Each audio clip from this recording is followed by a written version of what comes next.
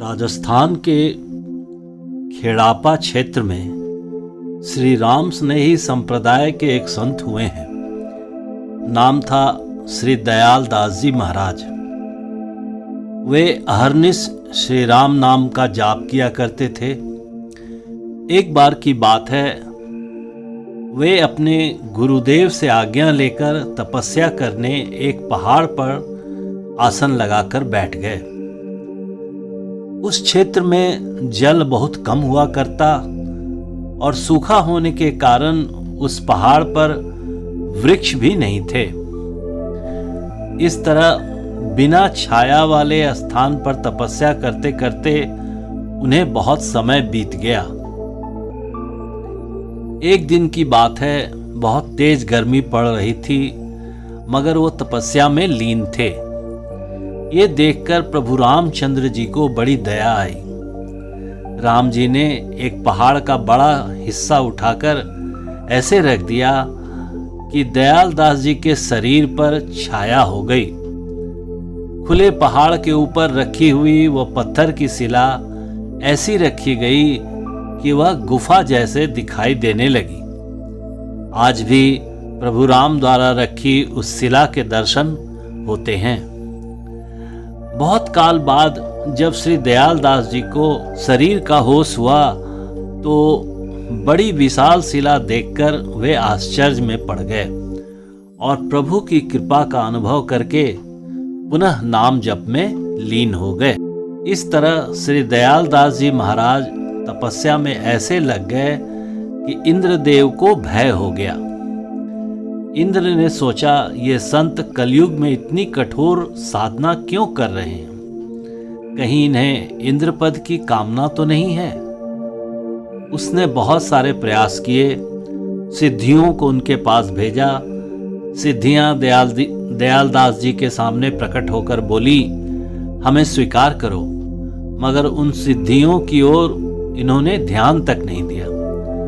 अंत में इंद्र ने कामदेव और स्वर्ग की एक अप्सरा को भी इनकी तपस्या में विघ्न डालने भेजा।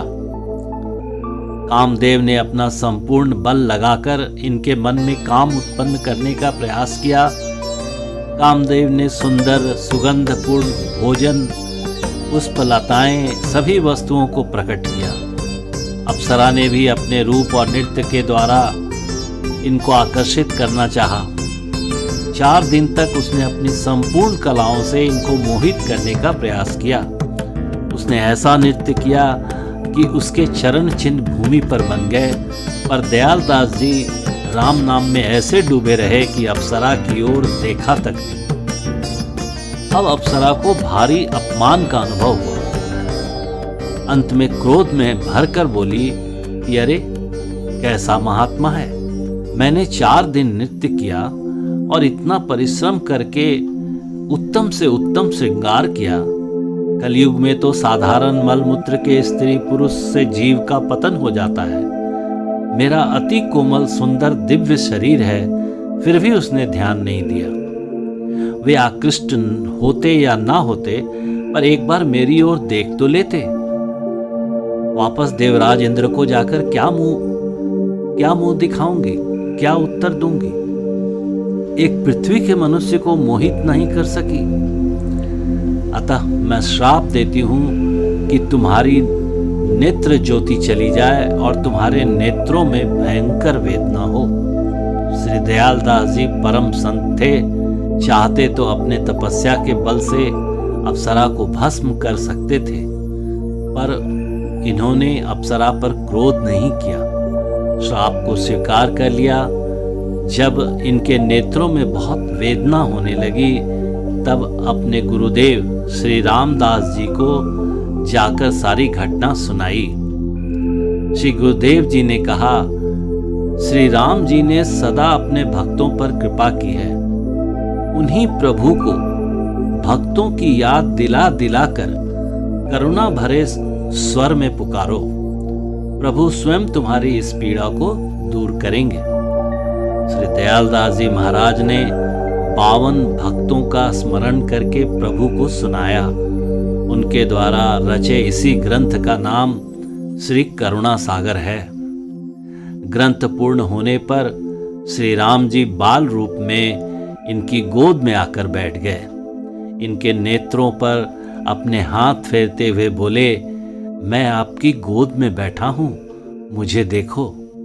राम जी के ऐसा कहते ही श्री दयालदास जी की नेत्र ज्योति पुनः प्रकट हो गई।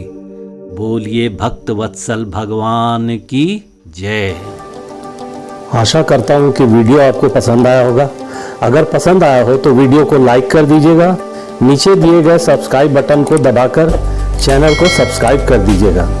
और हाँ, बेल आइकन यानी घंटे को जरूर बजा दीजिएगा, जिससे आपको मेरी नई वीडियो का नोटिफिकेशन सबसे पहले मिल जाए। तो आज के लिए बस इतना ही। फिर मिलते हैं अगले वीडियो में। तब तक के लिए राधे राधे।